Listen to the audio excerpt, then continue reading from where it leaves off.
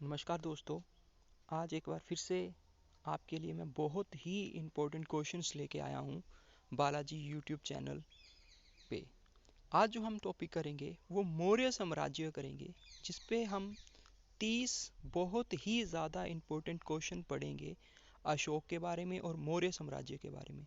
उससे पहले मैं आपको थोड़ा सा बताता हूँ कि चंद्रगुप्त मौर्य मौर्य वंश का प्रथम राजा और संस्थापक माना जाता है, जिसकी माता का नाम मूर था और जिसका संस्कृत शब्द होता है मौर्य, इसलिए इसका नाम मौर्य साम्राज्य पड़ा।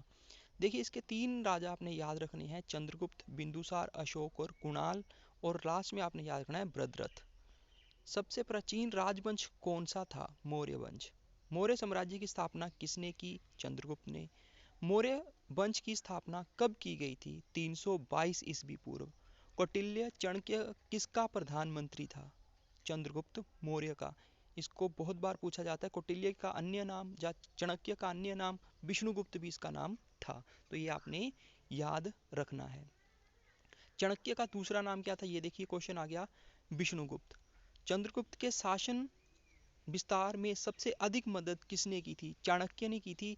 चाणक्य जो है वो पहले नंद वंश में कार्यरत था और उसके बाद ये मिल गया था चंद्रगुप्त से और इसने सारी रणनीति तैयार की थी। किसकी तुलना मैकियावेली के प्रिंस से की जाती है? कौटिल्य के अर्थशास्त्र की।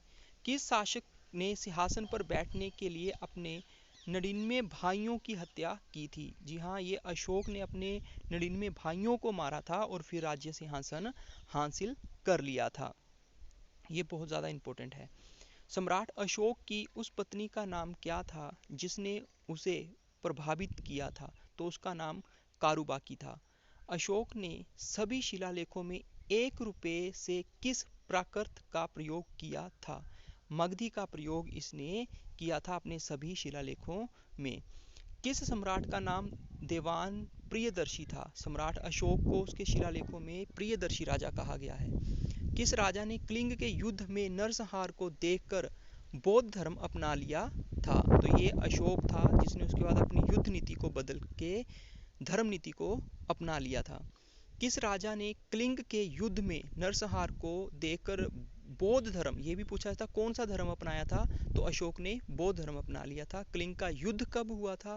261 ईस्वी पूर्व, जिसमें बहुत ज़्यादा रक्तपात हुआ था और अशोक ने अपनी नीति बदल ली थी। अशोक ने धम्म विजय को छोड़कर धर्म अपना लिया था। उसके बाद प्राचीन भारत का कौन सा शासक था जिसने अपने अंतिम दिनों में जैन धर्म को अपनाया था? तो ये चंद्रगुप्त था। मौर्य साम्राज्य में कौन सी मुद्रा प्रचलित थी? पर्ण। ये बहुत ज़्यादा इंपॉर्टेंट क्वेश्चन है। पर्ण क्या था, ये ऐसे भी पूछा जाता है। तो पर्ण मुद्रा थी।